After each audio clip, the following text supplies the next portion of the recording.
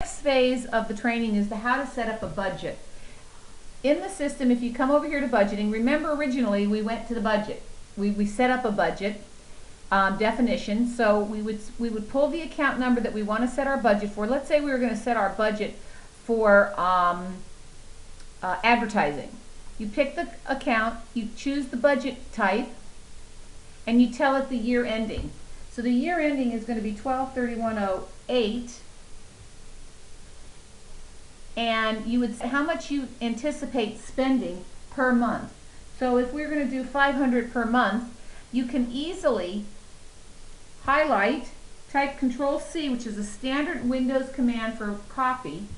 Using your down arrow key, Control-V pastes it. And what this system would then do is create a budget that you can compare, are you up or down. Now, a lot of people create their budget in Excel and then send it to me, and then I go in and import it. Okay, so you don't have to do this for every single account. Any questions on budget entry? No. Okay, well with that, there's not a whole lot to do in budgeting, and then the next thing is of course to do the budget report. I'll do it to the screen, year ending 2008 screen, and it'll actually show you that this is what our period spending was, this is what our budget was, and we really didn't do anything because we don't have anything posted yet. But we're anticipating spending about $6,000 in advertising. Okay? Yeah. Any questions? No. Okay. That'll conclude our training on the budget. I'm going to continue into the next one, which is our financial reporting module, without stopping the video. Financial reporting allows you to create your balance sheet and income statement. While we have the flexibility that you can generate your own and design your own, I don't know how to do it. But this is the tools that you would use to do it with, but we're not going to go there because I have no clue how to do it. But we're going to go into the financial report wizard and show you how to manage this. So if I were to do an income statement, I would tell it the month I want to see. So because I know that we have transactions in 6 and in 2008. It then asks me, do I want to see cents or not? Generally on a financial report you don't. Do I want to print the general ledger account numbers? I like to have the account numbers, but when you present it to the bank they don't need it, so you'd uncheck that. How many spaces do I want to indent between categories? I like 10 because it really offsets it. It looks pretty. You okay? Mm-hmm. Then do I want to suppress zeros? That means if the account is 0, I don't want to see it. And do I want to remove zero balances? Suppressing zeros, I mean that there's been no activity on the account. I'm going to leave it open. And then the reporting level. The reporting level is designed to, at 6, it gives you all the explosion, the detail. If I do it just 1, for instance, it's just going to give me my headings and the totals. Do you understand that? Mm-hmm. Yes. So it's going to give me a very summarized one. Then when I hit next, it allows me to pick what I want to see. I can see this year versus last year, versus my budget this year versus my budget last year.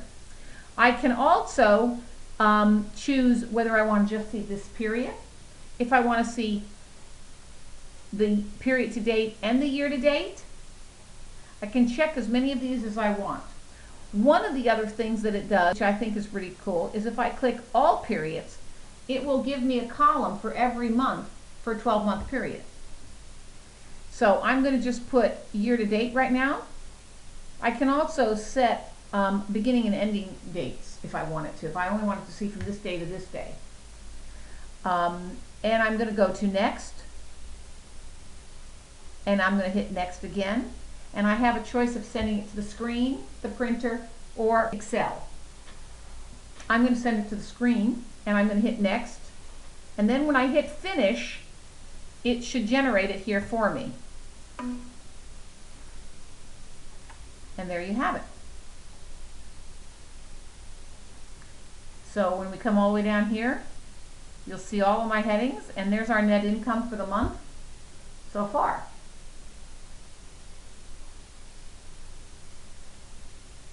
Any questions? No. Now the only thing screwy about this is you can't hit finished again because it's going to generate it again. So you have to hit the red X. But I'm going to go back and do the balance sheet as well, just so I can show you what the balance sheet looks like.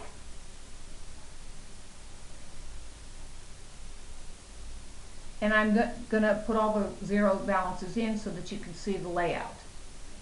Next, next, next, next, and finished. And this is what the balance sheet would look like with all of our data that we just put in our beginning balances. I'm going to go to the next page, and there's our total equity. Right. Yeah.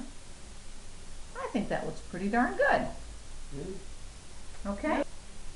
Any questions on the financial reporting? No. Okay.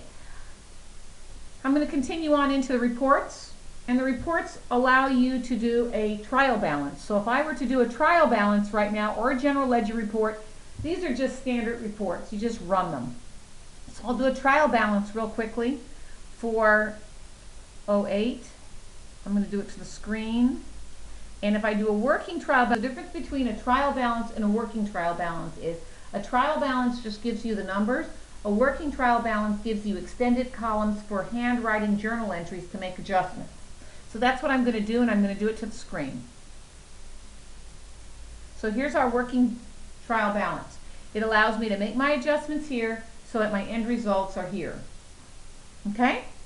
And on the last page, it tells me whether or not I balance, and I am in balance. You can tell by your credits and your debits equal.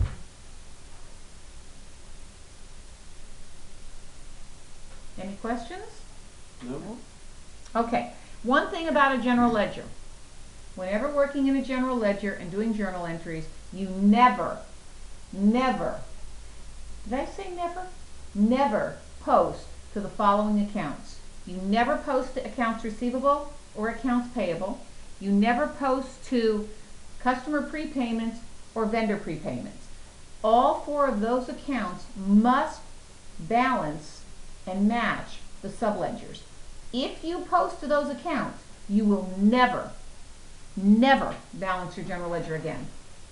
Okay? Can't stress that enough.